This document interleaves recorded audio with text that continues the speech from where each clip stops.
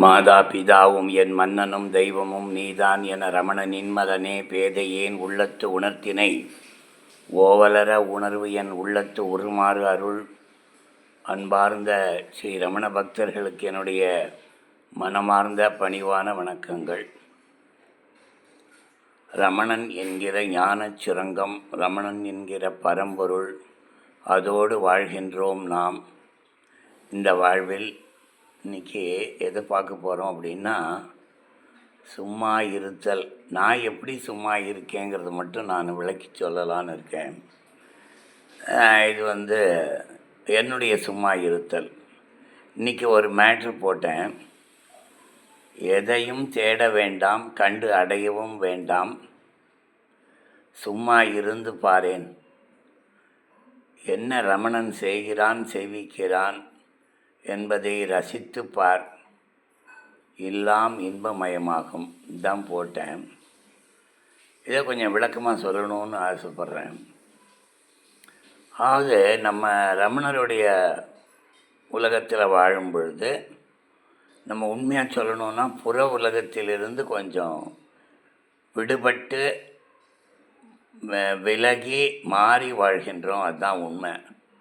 உண்மையான ரமண பக்தன் எப்பொழுதுமே பேரின்பத்தில் தான் இருப்பான், சந்தோஷமாக இருப்பான். அவனுடைய துக்கம் சுகம் எல்லாத்தையுமே எடுத்துக்கிறார் பகவான். அதுவும் உண்மை. இது அற்புதமான ஒரு நிலை. ஒரு பெரிய ஒரு அரசனுடைய பிள்ளை ஒரு வேலையும் செய்யாமல் அவங்க அப்பா நீ சும்மா இருடா, ராஜ்யத்தை நேசி, அப்பாவுக்கிட்ட அம்மாக்கிட்ட அன்பார், இந்த மக்களை எல்லாம் நேசி, அது தவிர நீ ஒன்றும் பண்ண வேண்டாம், உனக்கு எல்லா வசதியும் நான் பண்ணி கொடுக்குறேன்னு சொல்கிறாப்புல நம்ம சக்கரவர்த்தி ரமணன் நம்மை மிக மிக மிக அன்பாக ஆழமாக இனிமையாக நம்மை பார்த்து அவன் நம்ம சந்தோஷத்தை பார்த்து பகவான் சந்தோஷப்படுவார். இதெல்லாம் சத்தியம், சத்தியம் புனഃசத்தியம். நான் என்ன பண்ணுறேன் அப்படின்னா, எதுவுமே யோசிக்கிறதே கிடையாது. ஏன்னா பகவான்கிட்ட சொல்லிவிடுவேன், பகவானே இப்படி ஒரு பிரச்சனை இருக்குது, நீ பார்த்து என்ன செய்யுதான்னு செஞ்சுக்கோ அப்படின்னு விட்டுட்டு நான் பாட்டுக்கு பகவானோட புக்கு எடுத்து படிப்பேன். இல்லைன்னா சும்மா அப்படியே இருப்பேன். சும்மா இருத்தல் அப்படின்னா மனசில் எண்ணங்களை வரவிடாமல் தடுக்கிறது தான் சும்மா இருத்தல். இந்த மனசு இருக்கா, அது சும்மாவே இருக்காது. அதனால் அந்த மனம் சும்மா இருப்பதை அதுக்கு பழக்கப்படுத்தணும். நீ ஒன்றும் இங்கே மணியம் பண்ண வேண்டாம், உன் வேலையை பாரு அப்படின்னு மணியை வேறு எங்கேயாவது வச்சுக்கோ அப்படின்னு சொல்லி மனங்களை, எண்ணங்களால் ஆன மனங்களை விலக்கி சும்மா அமைதியாயிரு. எந்த பிரச்சனையானாலும் எனக்கு தெரியாது, பகவானுக்கு தெரியும். என்ன எப்போ ஊருக்கு போவீங்க, என்ன பண்ணுவீங்க, அந்த விஷயம் இருக்க எல்லாம் பகவான் பார்த்துப்பார்.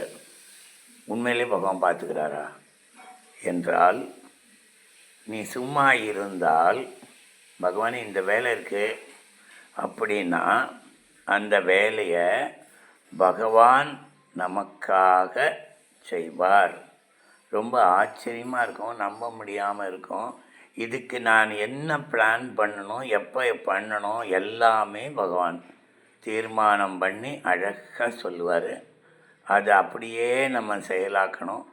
எனக்கு பகவான்லாம் பேசலை சார், உங்களை மாதிரிலாம் எனக்கு சொல்ல தெரியல அப்படின்னா சும்மா பகவான் முன்னால் உட்காரு. என்ன எண்ணம் தோணுறதோ அது பகவான் சொன்னதாக நினச்சிக்கோ. இதுதான் வாழ்க்கை. சும்மா இருந்தால் நல்லாயிருக்கும். எனக்கு சும்மா இருக்க முடியலையா, பகவானோட புக்கை படி. இல்லைன்னா ஏதாவது ஈவன் ஒரு இயற்கை காட்சியை பார்க்கலாம், இல்லைன்னா டிவியை பார்க்கலாம். எதுலேயுமே அங்கே மனசை கொண்டு வராமல் இருக்கிறது தான் சும்மா இருத்தல். இதை அனுபவித்து பார்த்தா நல்லாயிருக்கும். இதுக்கு நடுவில் நம்ம ஒரு ஆளை நம்பி இருக்கோம் இல்லையா, அந்த ஆள் எல்லாத்தையும் கச்சிதமாக செய்வான். என்கிட்ட என்ன சொல்கிறார் பகவானா, போ வேலையை கவனி.